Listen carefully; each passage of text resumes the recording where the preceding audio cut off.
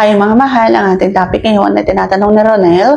Ang tanong niya ay, nilalabasan po ba kapag kinakain pa lamang? So yun ating pag-uusapan for today's video. Interesado ka bang malaman kung ano ang kasagot? Please keep on watching. Pero bago yan, kung bago ka pa lang sa aking channel, please consider to like this video and subscribe my channel.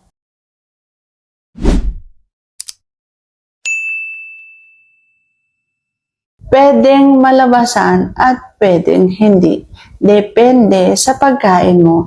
Kung halimbawa ang pagkain mo ay dila-dila lamang at hindi mo alam kung paano iikot-ikot, ikiliti ang iyong dila, wala rin yan mangyayari. Hindi rin sa lalabasan. Oo, nandun na tayong makikiliti siya at magbabasa. Pero hindi siya makakarating sa sukdulan niya.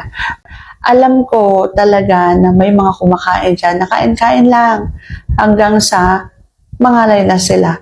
Tapos, walang gatang mangyayari. Hindi malalabasan ng isang babae. Aminin nyo, kumakain kayo ng ganun, di ba? So, kapag halimbawa, ang isang babae, kinain nyo na, hindi pa rin nalabasan, ibig sabihin, kulang yung inyong pagkiliti dyan sa kanyang bulaklak. Hindi nyo nagawa yung tamang ritmo. Hindi nyo nagawa yung tamang pagkiliti, pagkalabit saan. Okay? So, dapat tinatrabaho yan ng mabuti. Sulok sa sulok lahat. Kaloob-looban at labas.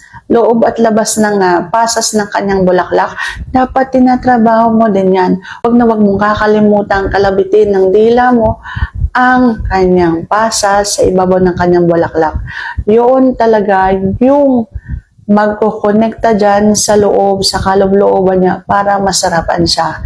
Kapag halimbawa ang iyong dila ay nagtatrabaho na, ang iyong bunganga ay nagtatrabaho na, sumisip-sip na dyan sa kanyang pasas sa ibabaw ng bulaklak, siguraduhin mo ang iyong daliri ay kinakalabit din yung loob, yung kaloob-looban niya, yung sinasabi natin pinakamasarap sa loob na masasagi mo kapag halimbawang dinadaliri mo ang kanyang bulaklak.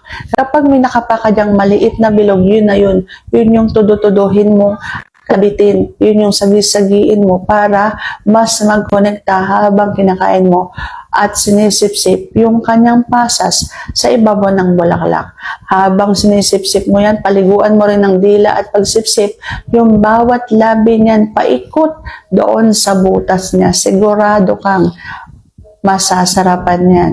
At kapag halimbawang nandun na sa dulo, wag na wag mangangawit ang iyong panga. Kasi dyan nakasalalay kung paano.